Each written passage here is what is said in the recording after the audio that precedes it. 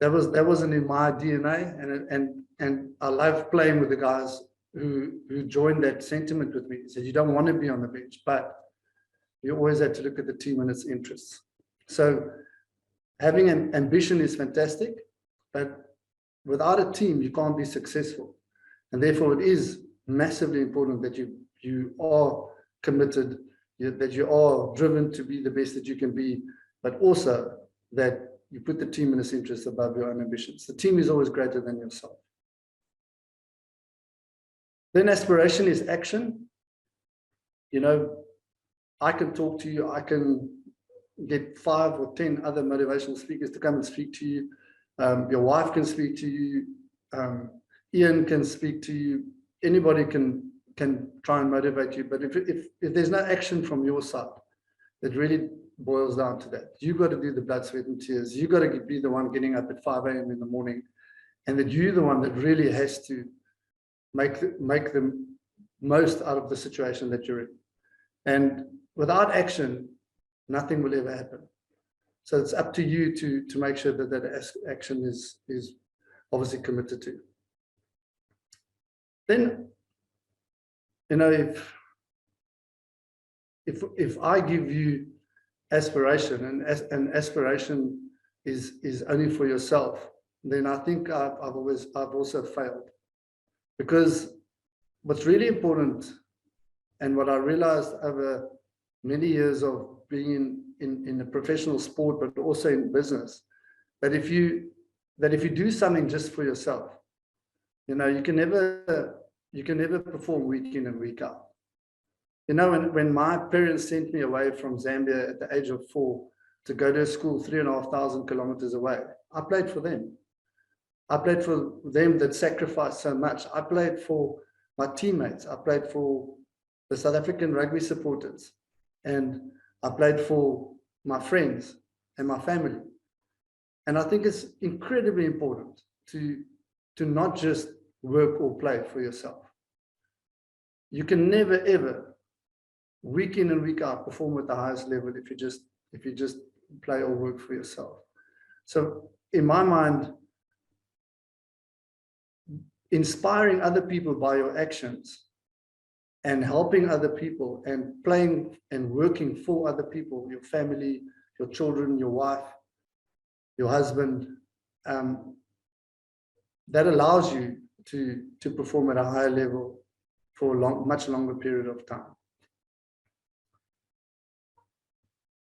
And I don't know how many of you have read the book A Monk Who Sold His Ferrari by Robin Sharma. And in there, he says, we all have a lighthouse way in the distance. That lighthouse is our target. That's where we're going. And we mustn't be so focused on going to that lighthouse that we don't pick up the diamonds along the way. So one of the major causes of a waning motivation is the lack of clear goals is one, but also people not celebrating the small milestones. And when Robin Sharma says, never forget to pick up the diamonds along the way, he's actually meaning that you celebrate the small milestones, that you celebrate the small victories along the way. So if I asked any of you now, like, how many of you have got medical insurance? In South Africa, you have to. There's no NHS, there's no other options. You have to take medical insurance. Most of you have short-term insurance for your cars. You know you might be in an accident. You know something might happen and somebody might drive into you and you have to fix your car. Most of you have life insurance. All of you know that you're going to die one day, and you hopefully leave that whatever is paid out to your family and your children. But how many of you have a bottle of, because you expect all of it, right? But how many of you have got a bottle of champagne in your fridge because you're expecting something good to happen, expecting to be able to celebrate the small victory along the way? And for me, over the last few years, I've always made sure that I have a bottle of champagne in the fridge ready, because you might sign a small deal, but it's worth celebrating because you know that motivates you again. It motivates you to get another deal and the smaller deal, and obviously the bigger deal will come. So the cycle runs a little bit like this, actually. Inspiration, aspiration, and perspiration. Those three things, you must aspire to be better. By your actions, you inspire somebody else. But it all comes with perspiration. There's no shortcuts. There's no easy way to make money. There's no easy way to be a good father or a husband or a mother. So I think if you start focusing on working for something bigger than yourself, putting the hours in, committing to being very disciplined in your daily work, in the long run, there must be success. And the last point, I want to make is that there's a lot of theory. There's a lot of stuff that you can read out of books, but you have to. Blood, sweat, and tears. Trust me, there's a very good saying that it takes 10 years to become an overnight success. There's 10 years of hard work. When you see somebody suddenly very successful, you must know that there's 10 years of hard work, at least 10 years of hard work. Blood, sweat, and tears. Times when people have thought, maybe I'm going to give up, I just can't handle this anymore. But they push through. And if you read that book, Shoe Dog, the guy from Nike, I mean, he went through, I think, 4 or 5 banks before he actually made it one day. And how big has he made it now? It's massive. But he went through massive hardships to get through. And then, obviously, I can give you all the theory, but you've got to find that one thing that gets you up in the morning. That one thing that really makes your heartbeat go 20 beats up, that excites you. The one thing that you'll commit to for a long period of time. People go on diets, people go on a 10-day diet, then they lose weight, but they pick it all up again in the end. It's all about understanding what it is that drives you, and then driving that with deliberate intent, and really making sure that you push hard, you put in the blood, sweat, and tears, and that it's your passion. Because without passion, I mean, if you see the rugby players, how they play today, any sports person, if there's no passion, there's no success. And then I want to leave you with 5 sort of pointers that I think you can think about. And firstly is define what your version of success. I think today in society we get boxed in a corner and we get told, he's a very successful person. But why is he a successful person? Because he's measured by his net worth, And to be honest, I'm not that successful in business, but I don't necessarily respect a person if he's got a massive net worth, but lots of other things are wrong in his life. I think there's so much more to life and being successful in life. And I think having a balance in life is if you have balance, you're successful. Now, what is balance? Balance is obviously you've got work, you've got family, you've got your health, you've got your friends, and you've got your spirit. Those 5 things. If you can have a healthy balance between work, family, health, friends, and spirit, I think creating that balance and being successful in all 5 of those arenas, then I think you're successful. And then I think you can call yourself successful. But being incredibly successful in being, your net asset value is in the billions of dollars, but the rest of your life is in shambles. That doesn't make success to me. So I think define your version of success, and then make sure that you balance in all 5 of those areas of your life. The second one is servant leadership. I really believe in servant leadership. Don't be scared to get your hands dirty, get stuck in, go out there. And if you have a team around you, don't just tell them what to do, show them what to do. Lead by example. And that's what I always try to do on the field. I was captain of many teams, but I was, due to my position, I wasn't always in a position to be able to talk. So I had to lead, and I'd say, guys, we're going to do this, this, and this, and then I run in front. I don't say, guys, let's do this, this, and this, and let the guys go, and then I stand at the back and watch them.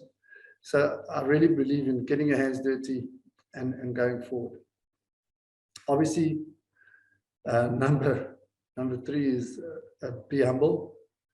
I think being humble is incredibly difficult, especially when you get to a position of massive net worth, or let's call it success. You know, people forget to be humble, and being a humble leader, being a humble, no matter what your circumstances are, is something that I really cherish, and I believe everybody should be humble. And then number 4 is the one I spoke about earlier. Don't just work for yourself. You can't just work for yourself, because if it's all about me, it's all about me, all about me, in the end, that there's no motivation left, because it's all about me. And the most difficult person to lead is the one that you look at every morning in the mirror, and making sure that you energize, making sure that you setting the example, making sure that you living what you're talking about. That is something that we all have to strive to be like. But don't just work for yourself. Do it for your family, do it for your friends, do it for your religion, do it for whatever you want, but don't just work for yourself. And then respect is earned. You know, people, because of positions that they've been put in, people expect that they should be respected because of their position. People don't respect positions. People respect you because you earn that respect. You've showed them the way. You've earned their respect over time. Monkey see, monkey do. And if you set the right example to your kids, to your wife, to your people at work, I think that's the only way to do it. Don't expect respect if you don't earn it. And then, obviously, for me as an ex-sportsman, moving into business and learning so much, and having the privilege of talking to you today, I think every single person on this Zoom call, if one of you or 2 of you have taken one thing that can make a small difference in your life, then I'll feel that I've achieved something today, and I hope that you guys have enjoyed it. And Lawrence, I think we're going to open up for a couple of questions, and then yeah, I hope I can answer most of them. Thank you very much. Well, those are the social media links if you want to have a look. There's my website and blog and Facebook, all the other stuff, if you want to have a look. Corne, thank you. You know, really good to see you again on here, and thank you for that. I'm sure the guys found that interesting. I know a couple of the guys on this call have got some questions for you, Corne. One of the questions, before we lead on, and Ian, could you open up on microphones and see who has got a couple of questions? Corne, the one question from me to start it off is, you know, there's a lot of people on here that who have been involved in rugby, and I'm going to come back to rugby as a sport.